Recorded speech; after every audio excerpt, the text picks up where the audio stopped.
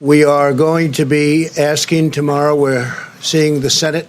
We're going to be meeting with House Republicans, Mitch McConnell, everybody, and discussing a possible payroll tax cut or relief, substantial relief, very substantial relief. That's a big number. We're also going to be talking about hourly wage earners getting help so that they can be in a position where they're not going to ever miss a paycheck. We're going to be working with companies and small companies, large companies, a lot of companies, so that they don't get penalized for something that's not their fault. It's not their fault. It's not our country's fault. This was something that we were thrown into, and we're going to handle it, and we have been handling it. The president is committed that whatever support we need to provide to the U.S. economy, we will use all our tools, working very closely with the regulators. The president has the bank CEOs coming in this week. We'll be talking to them about what they can do to help small businesses and companies that are impacted. Well, for more on this now, let's go to our U.S. correspondent, Sherwin Bryce-Pease, who joins us from New York. Good evening, Sherwin. Welcome to The Full View.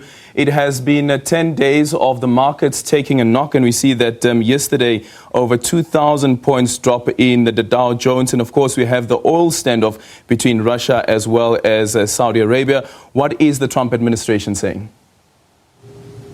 Yeah, the biggest one-day drop since the financial crisis began around 2007, 2008, Aldrin. And so really a low level of panic, certainly one can say, in the administration. I'll just quote the president himself on Twitter today in reference to some action that he would like to see from the Federal Reserve, essentially the central bank in the United States. Quoting the president here, Aldrin, "Our pathetic, slow-moving Federal Reserve headed by Jay Powell, who raised rates too fast and lowered too late, should get our Fed rate down to levels of our competitor nations. They now have as much as a 2-point advantage with even bigger currency help." So you can sense from this president that there's a great deal of angst, certainly as we head closer to this election. The Republican Party was banking on what has been a really vibrant U.S. economy to date, but the coronavirus certainly injecting some uncertainty, injecting a lot of disruption into society across these United States. And what does that do for investors? It makes them unsettled, it makes them uncertain, and so they're holding back on where they are putting their money. They are looking now, Aldrin, to the conversations that the president is having on Capitol Hill as I'm speaking to you, engaging with Republican lawmakers. They are now trying to formulate some sort of economic stimulus package. Of course, they will eventually have to speak to Nancy Pelosi, the Speaker of the House. She controls the House of Representatives with her caucus there. So really lawmakers now engaging as to what they can do in terms of, as the president mentioned in that clip, a possible payroll tax, essentially an income tax cut for consumers here, freelancers, providing them with bridging finances. If you are a freelance a waiter in a restaurant, and you don't have bums on the seats eating, you are not going to be earning your commission on that table. So there's a great deal of uncertainty here for investors. They're looking for clarity from certainly the White House and officials there. I can tell you now, Aldrin, the market is slightly up, but fairly flat if one looks at the volatility we've seen over the last 10 days as investors now wait for direction from this administration. And of course, the coronavirus has had a global impact on the markets as well as economies as well. We've heard from various countries saying that the number of people who would ordinarily be traveling as tourists to their countries have cancelled their flights. Events have been cancelled as well in certain countries. What is the IMF's chief economist, Gita Kobinath, saying? What's her advice to various countries? She released a blog post on Monday, basically yesterday, basically giving countries' governments advice on what they see and how they see this playing out. We kind of summarized it, Aldrin. Let's play that clip and see what she had to say. Households and businesses hit by supply disruptions and a drop in demand could be targeted to receive cash transfers, wage subsidies and tax relief, helping people to meet their needs and businesses to stay afloat. Central banks should be ready to provide ample liquidity to banks and finance institutions, particularly those lending to small and medium-sized enterprises that are most at risk. Broader monetary stimulus such as policy rate cuts or asset purchases can lift confidence and support financial markets, especially in times of uncertainty. Considering the epidemic's broad reach across many countries, the extensive cross-border economic linkages, the argument for a coordinated international response is clear. The IMF also announced a $50 billion aid package to help fight coronavirus for low-income and emerging economies. Most of the funds will be interest-free and available immediately. The key words coming out of that blog post is that you require a coordinated international response. Whenever we now deal with global crises as they pertain to the economy, given the globalized world we live in, the IMF advising that there are interlinkages in the response. So you'll see central bank governors having conversations with each other. You'll see the G7 finance ministers hop on a teleconference as they did earlier this month to coordinate the response, but all eyes now remaining on the United States and Steve Mnuchin, the U.S. Treasury Secretary, to see what the biggest economy in the world is going to do and how that can inspire. Remember, when the United States sneezes, everybody else catches a cold, and if they can help the situation, I imagine there will be ripple effects of a positive nature to small and emerging economies around the world. And speaking about when the United States sneezes, a growing number of states there in the U.S. now declaring states of emergency, including where you are at the moment in New York.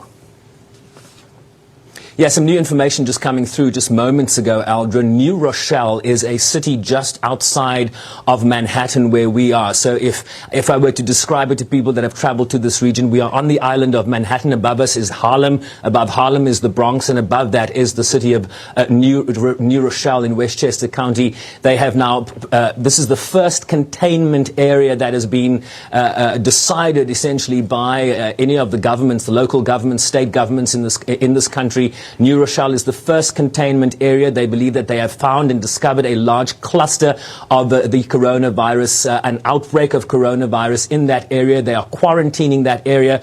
They call it a mile radius, about 1.6 kilometers large. And what they are going to do now is contain movement in that area and send in the National Guard. Don't think of this in a sense of a state of emergency in the 80s in South Africa. The National Guard is going to be helping to clean schools and sanitize places of worship and places where people gather. So this is a new development, and of course coming on the back of some 8 states in this country. California, I have the list in front of me, New York, Washington State, New Jersey, Ohio, Florida, Rhode Island and Maryland, all now declaring states of emergency. And remember that they are doing this, Aldrin, in spite of the federal government saying they have this under control, while the federal government under the administration of President Trump is saying, hey, relax, this thing is going to go away, we're under control here. The number of states declaring states of emergency is not going down, they are going up. And we also understand that the United Nations now has also taken a decision to suspend all public tours. Do we know if there have been any confirmed cases of the coronavirus? Not at headquarters in New York, Aldrin, and not at the other regional headquarters, for example, in Nairobi, Kenya, and in Geneva.